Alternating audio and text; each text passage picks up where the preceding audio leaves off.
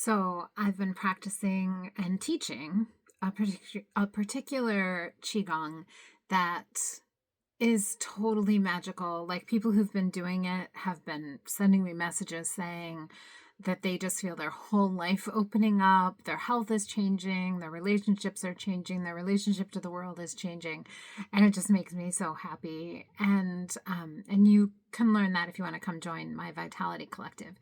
But there's a movement segment in there that's called the turtle, and it really reminded me of something that I learned years ago from a different teacher. And I went and found the writings that I had previously used. And what I loved is that it talked about the turtle form that involves, well, at least ones that involve this movement of the shoulders and the neck.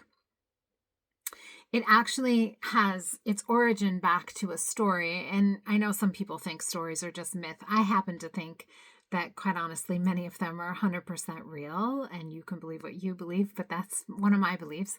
I believe that about native stories. I don't think they're just myth. I think it's talking about the magical world we live in.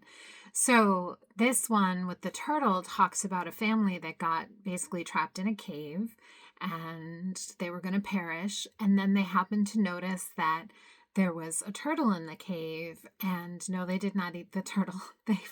They observed the turtle, and they noticed that the turtle had been there a really long time, was not suffering without food or water. So in the story, the family started to mimic the movements of the turtle, and the turtle, did these certain things with its neck and with the like shoulder area. And basically they started mimicking those movements, and then they stayed alive, and one day the cave was opened and 800 years had passed. I know some of you are rolling your eyes like nobody lived for 800 years. I personally believe that many people have lived for 800 years or more.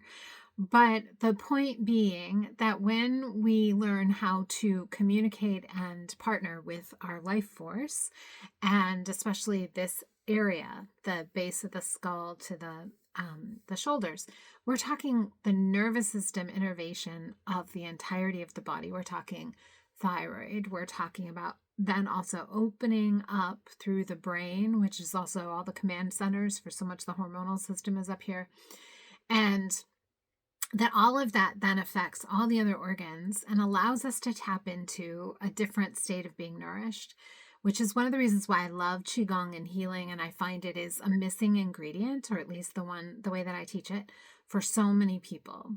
And it just proves the magic of the universe.